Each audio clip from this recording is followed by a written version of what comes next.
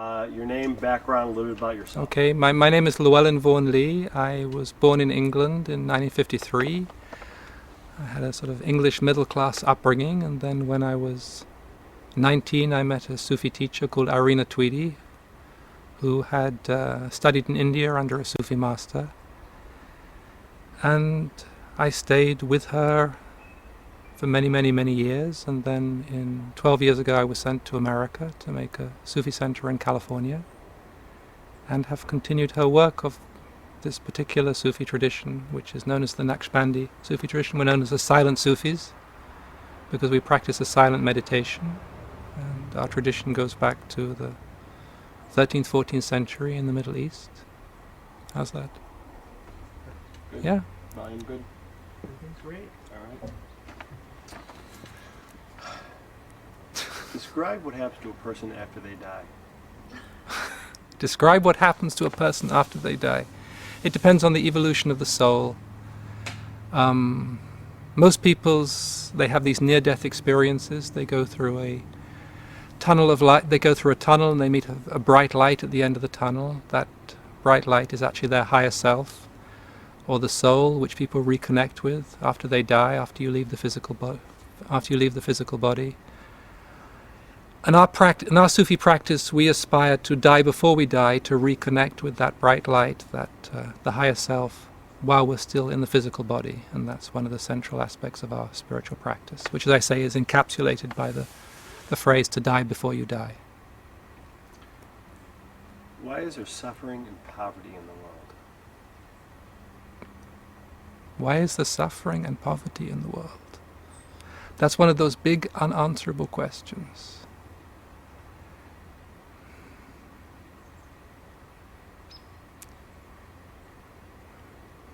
Because human beings are ignorant, because they have forgotten their divine nature, because they don't help each other, because they fight against each other.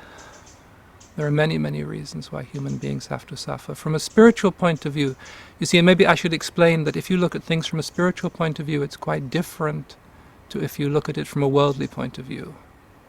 And if you look at it from a spiritual point of view, anyone who has begun the spiritual journey knows that suffering is a process of purification, where we clean out the debris that we have accumulated inside of us, the denseness, the darkness within the psyche. And that suffering, that purification, the Sufis call it polishing the mirror of the heart, until one day the mirror is so polished that it reflects the divine light of God through the heart into the world, and that is part of our spiritual practice. And I firmly believe there is enough to go around in the world. I believe in oneness, and if you believe in oneness, there must be enough for everybody. Why do some people have more than others? Because people are greedy, because they want more than what belongs to them, because we haven't yet evolved as a culture into this new perspective, this new understanding of oneness, which, as far as I understand, is the next step of human evolution. And we have the technology and to give everybody what they need. There is enough food in the world for everybody, but it needs a transition beyond a certain grasping greed and desire for power to take this step into a global unity in which there will be enough for everybody, and a whole level of suffering will cease to exist for humanity. What would happen if everyone in the world truly learned to love their enemies? I don't think it's possible. Because in this world of duality, nothing is perfect, nothing is pure. It is part of our dynamic of life. Carl Jung, the great psychologist, he said somewhere, you should never take somebody's problems away from them, because it's through their problems that they grow. It is through this friction of light and dark that we grow. It would be a totally different species if we all loved each other, because the conflicts of life are part of our evolution. It is, you grow through the conflicts with your parents, you discover yourself. And yes, there is a level of evolution where you realize the love that is everywhere. This is one of the basic mystical experiences that many people on the path have. And you see that everything is made of love. there is nothing other than love. And then, once you have reached that level, you do love everybody, because, as the Sufi says, wheresoever you turn, there is the face of God. And when I look at you, I don't just see you, I also see the divine. I see the divine that is in you just as it is in me. And then I can't help but love you. But that is a long way for most people to travel. And so most people are caught in this dynamic of conflict, of light and dark, which is part of the fabric of their life. If we lived in a perfect world, it wouldn't be here, but in perfection there is no evolution, because everything just is. Why are so many people depressed? Why are so? Because they have forgotten God. Very, very simple. We live in a culture of forgetfulness. I do a lot of meditation. I've been meditating since I was 16, for 35 years, 34 years. And you can see inwardly, because this physical world is not the only world there is. And once you do much meditation, you begin to see somewhere else. You begin to see what the Sufis call, or what is known as the inner planes, what is beyond the physical. There are many different planes of creation. And if you look in the inner world, if you see how our culture looks in the inner world, you see this dark cloud of forgetfulness that covers the world. There is also, the desecration is also phenomenal. We have desecrated almost everything we regard as sacred. We have destroyed it. And so we have cut ourselves off from the source which nourishes us. If you don't have physical food, your body starves. If you don't have spiritual food, your soul starves. And if the soul starves, the meaning goes out of life. And if the meaning goes out of life, you get depressed. And we have forgotten. To me, one of the great tragedies is not just that we have forgotten as a culture. We have, for example, forgotten that the world belongs to God. That is the most basic, fundamental reality that exists. The world belongs to God. We have not only forgotten the world belongs to God, we have forgotten that we have forgotten. It is such a dim, distant memory of a time when everything was sacred. It isn't actually, historically, it's not so long ago. 2,000 or 3,000 years ago, everything was sacred. Now what is sacred? Hardly anything. And so of course we are depressed, because we are deprived of that which gives meaning and joy to life. It is very, very simple. You see, my teacher, she said, mystics teach simple things, but those simple things change people's lives. Why? Because God is a simple essence.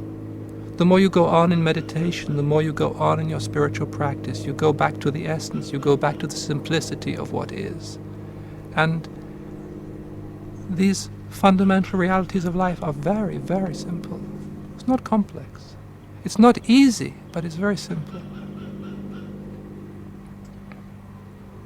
Describe God, and where can God be found? Describe God, you can't. It is a ludicrous question. It is because no one knows God but God. Us, with our limited mind capacity, with our limited, we cannot know God. God is, the Sufis say, God is beyond even our idea of the beyond. And where can God be found? God can be found everywhere, because one should never limit God. It is in every breath you breathe. That is why, for example, so many spiritual practitioners do a mantra, or for the Sufis we say a zikr, which is done with the breath.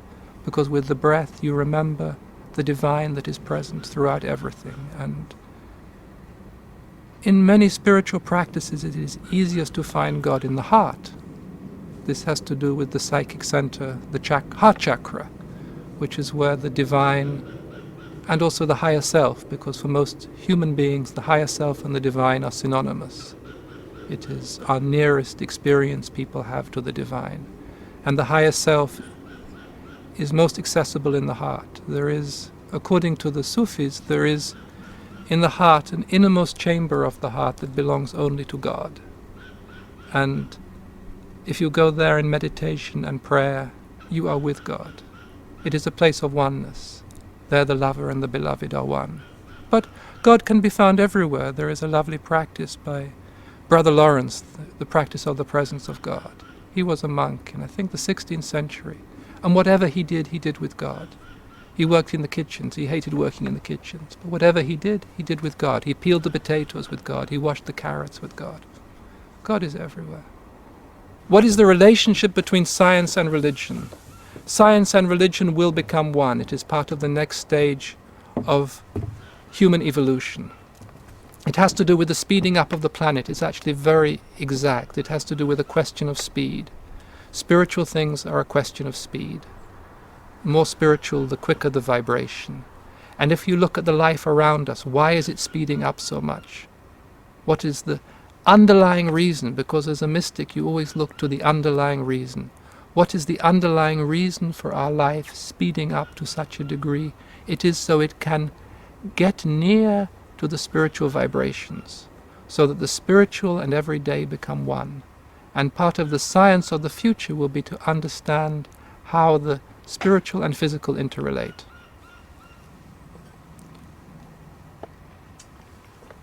What are the world's two biggest evils?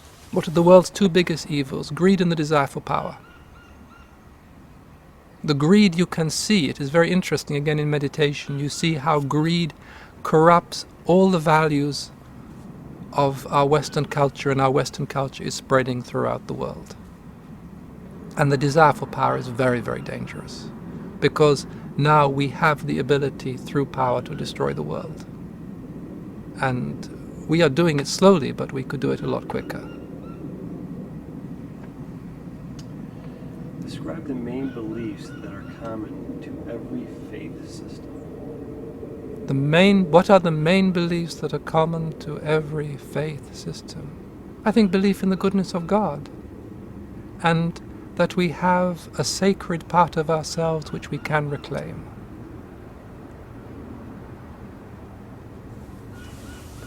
What is the most important quality humans possess? What is the most important quality that humans possess? We have in us a divine spark that you can see it. It's a light that shines in the human being. It is our direct access to truth, our direct access to God. And the purpose of all the spiritual practices that exist are to awaken that spark, to give it life, to give it energy, so that it can transform you. And one of the energies that comes from that spark is love. And you learn to work with it. Again, part of spiritual practice is learning to work with this energy you have within you so it can benefit your environment and really the world. This spark is exceedingly beautiful. If you see it within a human being, it is like a sun that is shining, and every human being has it. It is the divine consciousness that is given to humanity as a gift. If it is used correctly, it can incarnate the will of God. It is very, very beautiful. Human beings, when you see them as they really are unbelievably beautiful. We are made of light. Yes, we have a lot of denseness and a lot of darkness in us, but our real essence is light. Somewhere you see a human being, and what is amazing is when a human being turns towards God, the light in them increases tenfold, increases 100-fold, and they start to radiate in space, and they start to give off light. And that is why a spiritually evolved human being helps the environment and connects also inwardly with other people who are spiritually evolved. It is very, very beautiful.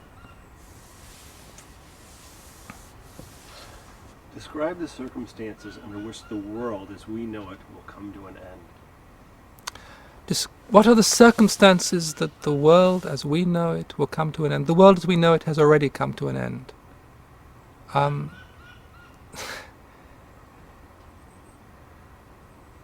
You see, again, as a mystic, you see how things change first in the inner. There is a law that everything that happens in life first constellates on the inner planes. For example, this movie you are doing first constellated as an idea inwardly. It was given to you as an idea. It came from somewhere within.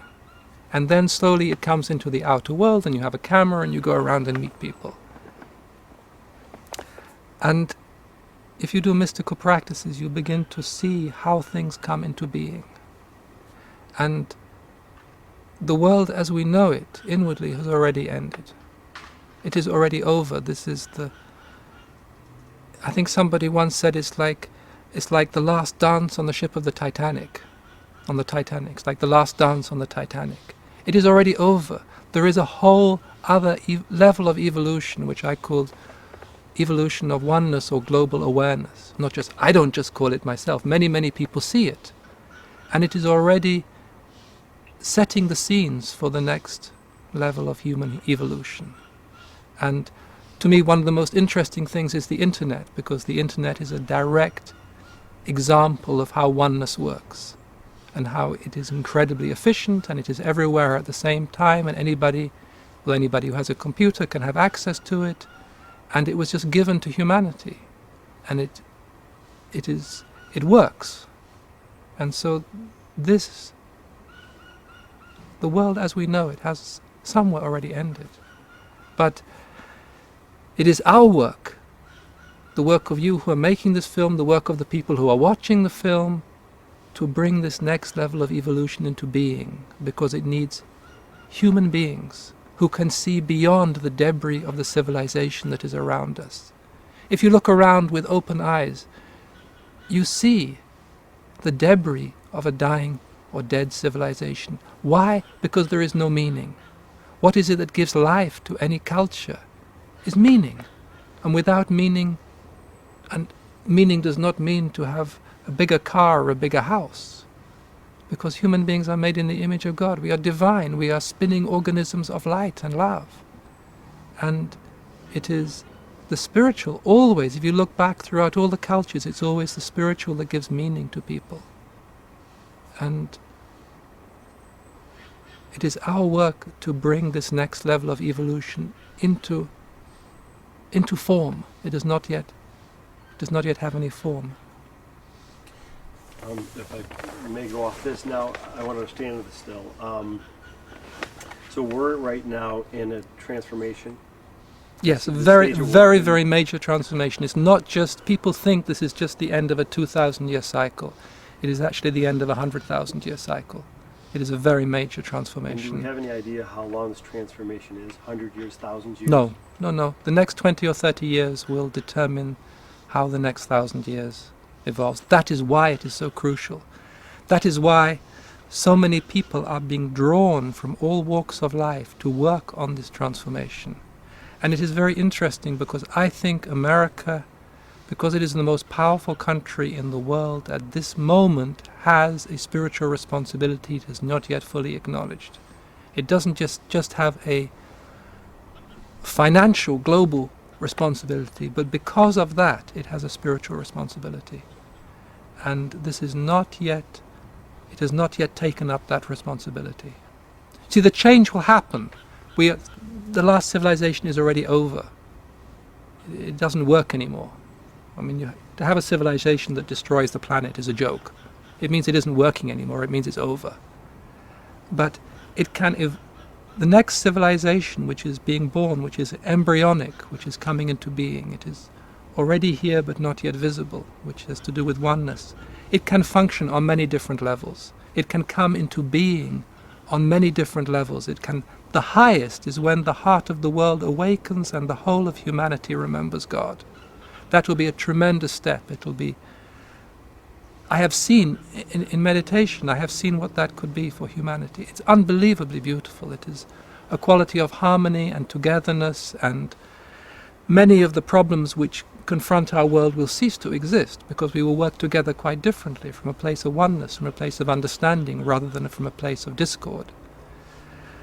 And then there are certain organic and very, very deep changes that are happening. You see, it is difficult to describe, because the real changes happen on the inner. For example, in a human being, when the Sufi say, when the heart wakes up, when the organ of higher consciousness that belongs in the human being, when the heart wakes up, you are a totally different person.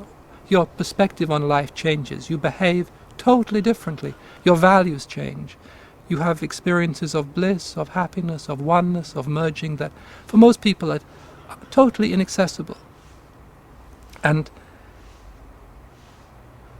there is a possibility that the whole world could transform in that way, that something in the organic structure of the world, because the world is not just a physical blob floating through space, just as a human being is not just a physical entity. The world, like a human being, is a multidimensional living organism. It exists on many, many levels, and it also has a heart. It's called the soul of the world, anima mundi. It is the ancient alchemical expression, because the alchemists understood this process of transformation. And when that starts to wake up, and this is a possibility for the present time, this awakening of the soul of the world, then I say then magic will return to life. Then things will happen we can't even imagine, because that is the nature of creation. Creation is incredibly magical, incredibly beautiful, and things happen that you couldn't even imagine because it's miraculous, because it belongs to God. Unfortunately, we have treated the world like we treat ourselves, as if it doesn't belong to God. So we deny this whole magical dimension of life, this whole miraculous dimension of life. And when is war justifiable? There is a very interesting misunderstanding, well, it's not misunderstanding, but which is in this expression jihad. Jihad is the holy war. It is said there is the greater jihad and the lesser jihad. And the greater jihad is the war against the nafs, one's own lower self. And anybody who embarks upon any serious spiritual quest has to conquer their lower nature. For example, their power drive, their lust, all of those qualities. And you have to fight it, because it doesn't just lie down and give itself up. You don't just suddenly transform the power drive into loving kindness. You have to fight it. And often it is a very, very painful process. It is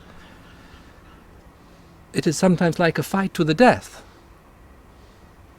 And so the mystic, the one on the spiritual quest, you see, this is why I feel that spiritually, people who have some spiritual understanding have so much to give back to humanity. Until now they have been much isolated within their own spiritual practice, but they have a depth of understanding that is vitally important. We understand how we have to fight our lower nature, and sometimes that also has to be done on the world stage, when evil is being committed, when there are acts of terrorism. Then you have to stand up and fight. And sometimes it is one's duty to fight. And sometimes it's one's duty to pray. And it is discrimination to know when to pray and when to fight.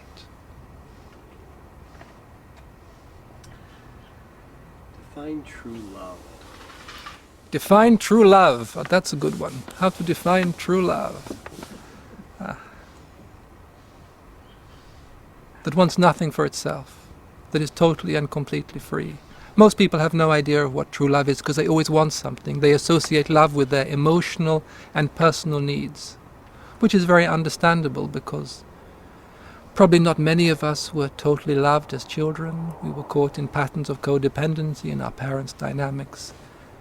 But, well, the Sufis have a saying that once you take just one sip of the wine of love, you are lost forever, because it is completely different than anything you can expect. I remember for myself the first time I experienced that.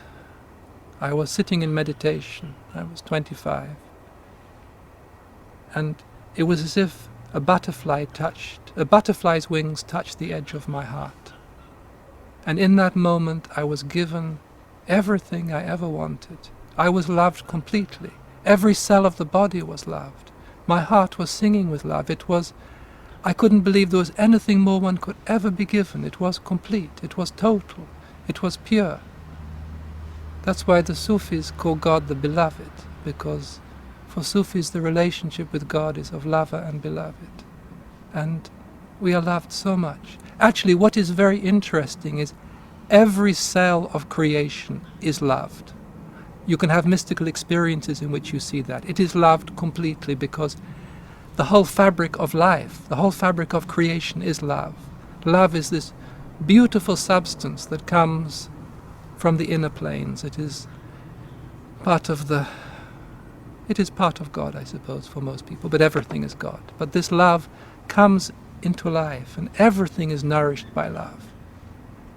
It is, otherwise, they say it's love that makes the world go round. It is actually true. If that note of love was missing, the world would fall apart. It's actually...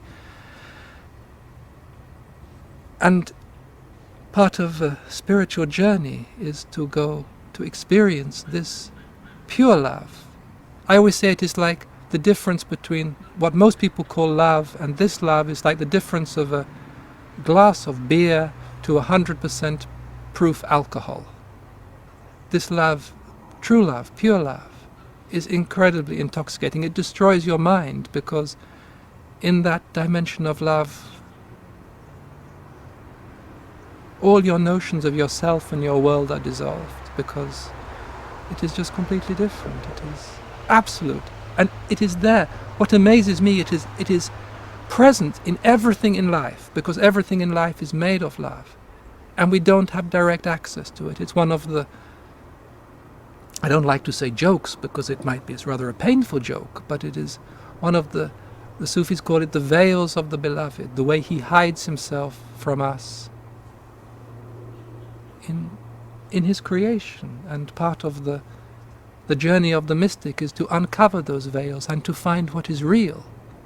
And when you find what is real and your heart starts to sing, you become a drunkard. The Sufis talk about the tavern of ruin because you are just drunk in love. You are a mystic, you are drunk and in love, and you don't care anything for anything anymore because you have been given everything you want. And What are we all so afraid of? what are we all so afraid of? Oh, we are afraid of our shadows. We are afraid of the darkness inside of us, and so we project it outside, and we have to go and fight these monsters that we projected onto outside. We are afraid of the dark. We are like children. And again, part of the mystical journey is to face that darkness. This is also you need the sword of your own aspiration to go into the darkness inside of yourself and to face that darkness, and then you discover that it isn't quite as dark after all, and the fears that you had, things change, and then you begin to discover the light that is hidden in the darkness. This is one of the great alchemical secrets. This is one of the great secrets of human transformation, that you go into the darkness and it is terrifying at first, and then you discover this light of your own divine nature that is hidden in the darkness.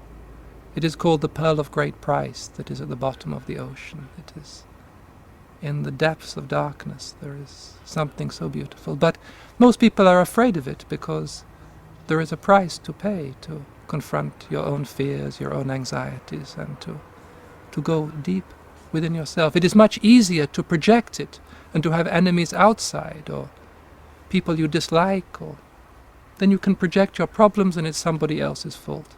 For the mystic, it is always us. And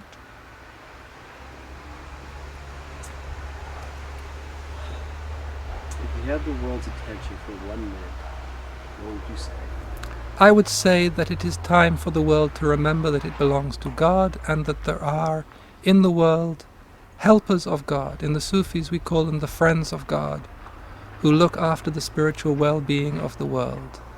And they have been helping humanity more than humanity is aware. They have been working to create a container for the next level of evolution of humanity. You can see it in meditation. It is a web of light around the world. It is incredibly beautiful. And it is time for us who are here in this world to work together with those helpers, which is our own spiritual heritage, and to help the world remember that it belongs to God. We cannot save the world except through the intercession of the divine. It is too far gone. The situation is too disastrous. All the well-meaning people in the world will not be able to help it, but the divine can, because it belongs to God. If you were granted one wish, what would it be? That people stopped wasting their time and woke up to what they are here to do and what life is really about, because it is such an extraordinary thing, life. And we only have a few years. You know, we are only in this world for maybe 60, 70, 80 years.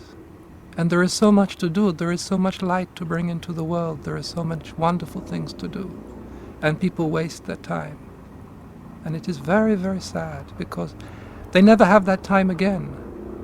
And a lifetime that is wasted, that is lost. And a bit of divine remembrance, a bit of God, didn't come alive as it could have come alive. What keeps most people from living to their full potential? What keeps most people living to their full potential? Fear. Fear, it stops them stepping into the light of their own self. It is this lovely saying that people are not so much afraid of the darkness as of their light, of their own power, of their own potential, because then you have to become a responsible adult. And most people prefer to be children and to blame somebody else. But it is never anybody else's fault. Once you take full responsibility for your life, it is your destiny. It is your life. Nobody else can live it for you. Nobody else can ring that particular note. You see, every human being has their own unique note to play in the symphony of life. And when it is played, then it makes the most beautiful contribution that nobody else can make. Because each human being is unique. Each human being is a unique creation of the divine. And it is sad when people, for some reason or other, decide not to play that note, to stay in their fears, in their anxieties, in their pettiness, and then a lifetime is wasted.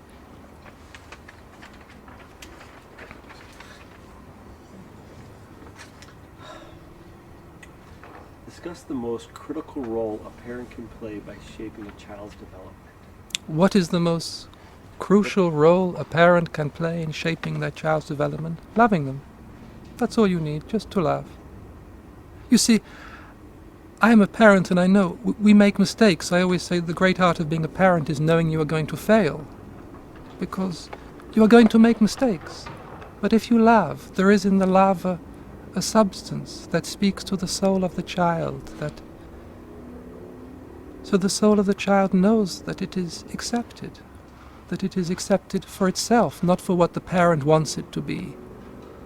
And love somehow goes right through all the barriers and speaks to the essence, and then the child can go out into life and stand on its own feet because it knows it is loved. And once you know you are loved, nothing else really matters. On the surface things matter, but you have that foundation. You know you are loved. What is wisdom and how do you gain it? What is wisdom and how do you gain it? Oh. It is different. If you are a mystic, you are given it. Because if you are a mystic, you become totally empty and you are given whatever you need. For example, there is a plane in which all the knowledge is. And you can go there, you can get whatever you need.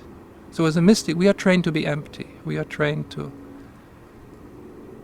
be empty. And so something that needs can get reflected into it. For most people, of course, that is inaccessible, so wisdom is the knowledge they gain through life experience. And this is very valuable, and you learn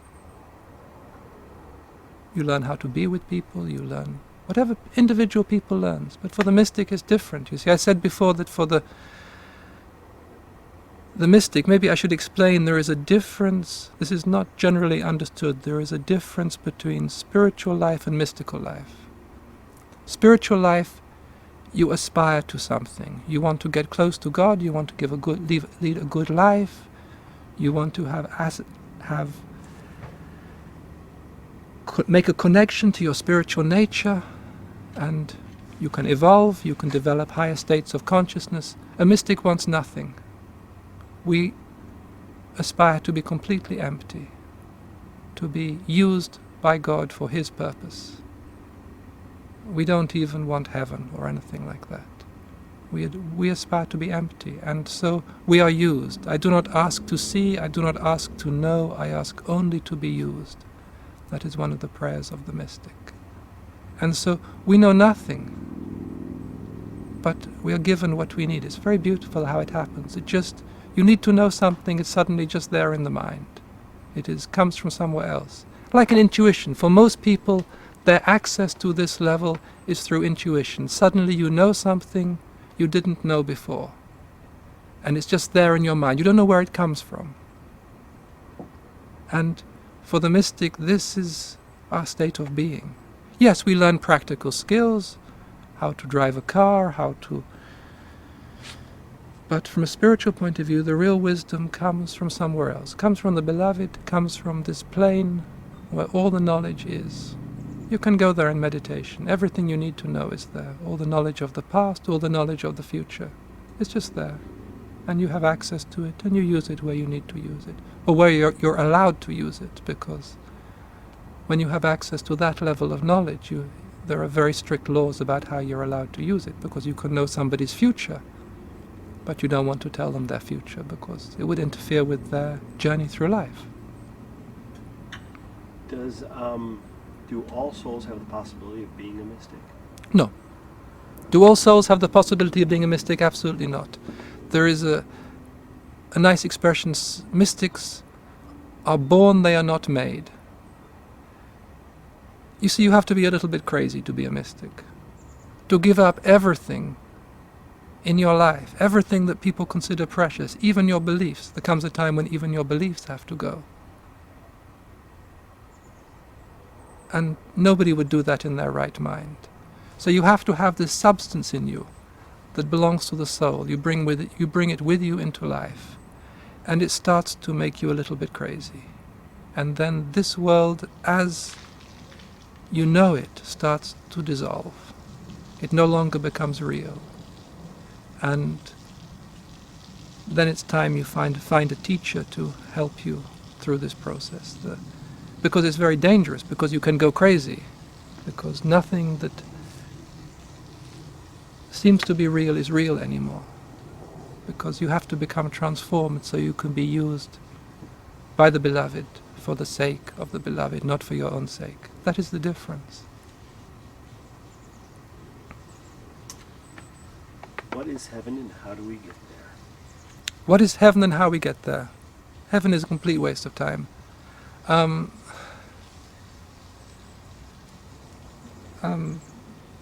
There's a lovely Sufi mystic called Rabia. She was a great Sufi mystic.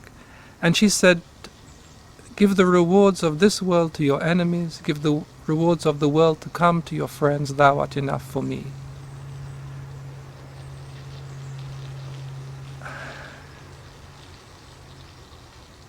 Heaven is a state, it is a plane of that you can go after you die for a while, because nothing is permanent. And it is very peaceful, it is very tranquil, and it gets a bit boring, because nothing happens, nothing happens, and there is so much to do. Even, after you die there is a lot to do too, but it isn't generally known, There are so many dimensions of reality. Once you leave this body, you go into another body, you get a body made of light, and you work in other planes, and there are so many interesting things going on. This world is really rather dense. But somehow people have created this idea of heaven, and I guess I understand why, because for most people this life is very hard work, and they want to have an idea of somewhere where they can go where it is peaceful and tranquil. And yes, if you do good works, and you are a good person, you can get taken somewhere like that for a while. It doesn't last. What is prayer and what is its purpose? What is prayer? Oh, what is prayer? Prayer is being with God. Prayer is... It begins, I think, prayer as a sort of private communion with God, when you can turn away from the world and sit alone with God and open your heart to God and pray to God. Well, however God is for you. Later, of course, for the mystic, it becomes a continual state. You pray all the time. It is actually your heart is in a continual state of prayer and praise of God. It is a recognition that He is God, that the divine is present in every moment, in every breath you breathe, because it is so wonderful to be with God, and you want to be with God all the time. And when you are with God, you automatically bow down and praise Him. I mean, not physically, but something in the human being is just awake with the wonder of God. And so really for the mystic there comes a time, well, they say when the heart is awake, and then you pray continually, all the time, 24 hours a day, and it gives meaning to life, because it is your remembrance of God, your remembrance of that extraordinary being, greater than any being, this quality, this energy, this power, call it what you will. The Sufi says, in the name of He who has no name, but who appears by whatever name you call Him. And you speak to Him all the time somewhere. You are always in communion with God. You are always, and if you are not speaking to Him, you are listening to Him. There's a lovely story. I think it was a great Sufi mystic, Al-Hallaj, who was asked, who said, why does God not answer your prayers? It is because He is listening to you. Sometimes He just likes to hear you ask Him things. So He doesn't answer right away, because He likes to hear you talking to Him, to asking to Him, because there is nothing sweeter for God than the human being whose heart looks towards God and says, please, beloved, help me. Please, beloved, help me. I think it is the saying of the Prophet Muhammad, peace be upon him, when he said, the Prophet loved three things: perfume and beautiful women and the shining of eyes in prayer. When a human being prays, there is a light in their eyes. It is so beautiful. Then you see the divine in the human being, and then suddenly you say, that is what we are here for, because the whole human being lights up. And when you see what a human being is when they are a light, then it is like a miracle. We are here to praise God. That is really one of the deep reasons of our existence, just to praise God. What is religion, and is current religion serving its purpose? I'm not answering that. I'm a mystic. How does one obtain true peace? How does one obtain true peace? Oh, it's very, very simple. Peace is the essence of the soul. The sheath of the soul is bliss, Anandamaya Kosha, and the substance of the soul is peace. It is called the peace that patheth understanding, because it has nothing to do with outer situations, and you achieve it through spiritual practice and meditation. You go to that place in the soul where there is peace, and once you have access to that, it is always with you. It is also traditionally the gift of a great teacher to his disciples. Apparently Christ gave it to his disciples. It is the gift of peace, and it is given. But it is really the substance of the soul. What is the highest duty a person owes to the world? Service to God. The highest duty a person owes to the world is service to God, without question. That is what we are here for. And he has a beautiful title for the Sufis, which is the servant of his servants. It is. We are here to serve God, or to praise God. It is the same. You see, the difficulty is when you separate the world from God. To me, that is one of the great, I don't say tragedies, because obviously it was meant to happen, but this patriarchal era that has come to an end, it banished God to heaven. And so we were left in this world without God. But again, the mystic, we experience things. We don't read about them, we don't talk about them, we go in meditation and we experience them. And once you experience how this world is divine, everything in this world is God. You are God, I am God, the trees are God, the sunshine is God, everything is God. And So our duty in this world is to be of service to God, which means to be of service to life, which means to be of service to the oneness, which means to live our destiny, because it is all the same. And then there is so much joy, because once you do what you come here to do, the soul wakes up, it starts to sing, it sings this extraordinary song of praise to God, which is your song, which is your offering to life. And the plants respond, and life responds, and people respond, and the bus arrives on time, and it works. Because it's life, because it's God, because there is no difference. There never was any difference. It was a big misunderstanding. Yes, humanity had to realize the transcendent aspect of the divine, because in the matriarchal consciousness 3,000 years ago, there was no transcendent God. And so there is an aspect of God, the Sufis say, beyond even our idea of the beyond. But that didn't mean that we should banish God from the earth, because whose earth is it? What else is there? Everything is God.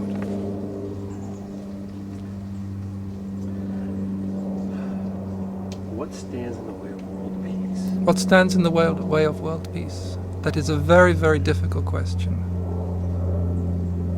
A big misunderstanding that we are here for ourselves, that humanity is here to survive. Yes, we have a very deep survival instinct, but interestingly we bring with us two instincts into incarnation. Everything else is added afterwards. One is the will to survive, and the other is the will to praise God. It is imprinted into the soul.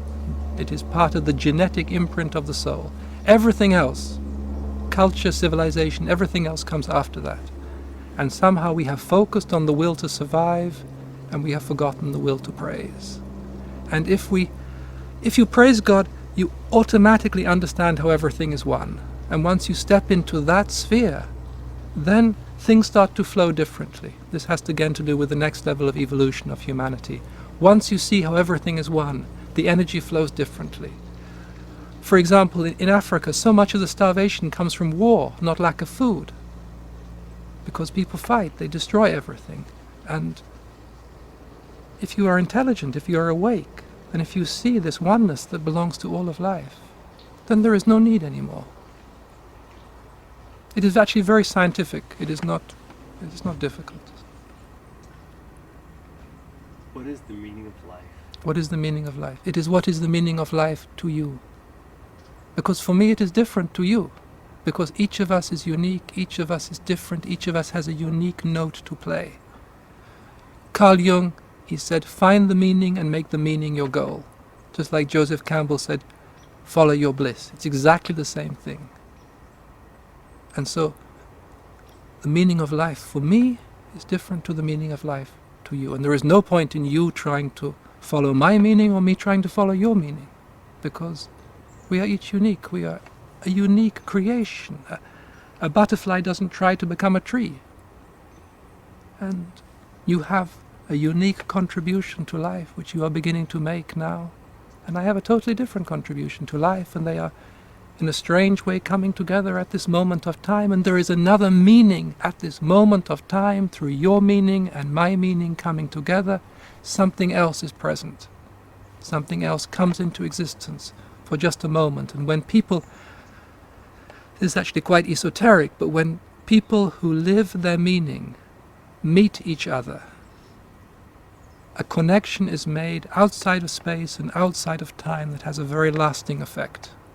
It is like, becomes part of this bigger network, this bigger connection of light that gives meaning to the whole of life, in where your meaning and my meaning for a moment intersect.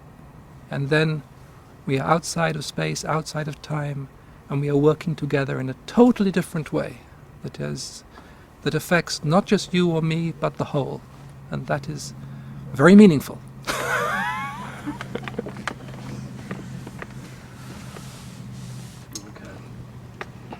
Despite all of our apparent differences amongst people, the theme of this project is we are all one. What are your thoughts on that? Despite all our apparent differences, we are all one. Of course we are all one. This is the most basic fundamental principle to life. We are all one. The mystic knows it because we experience it. It isn't just an idea. You have mystical experiences in which you experience how everything is one, how every leaf on the tree and the sky and everything is one. And you see how people are one.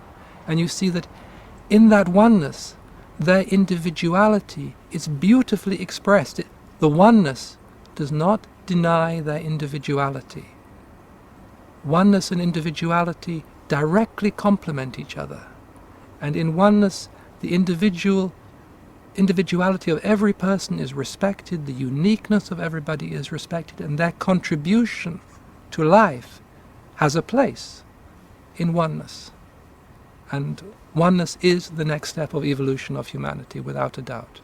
It is the awareness of oneness, the consciousness of oneness, the energy of oneness is what is being given to humanity. And you can see this as a global consciousness, but that is just an aspect of oneness. It is a totally different energy which the mystic knows but is now being given to humanity as a whole. And it is a fundamental step in humanity's evolution, and how we work with it will depend upon the future of humanity.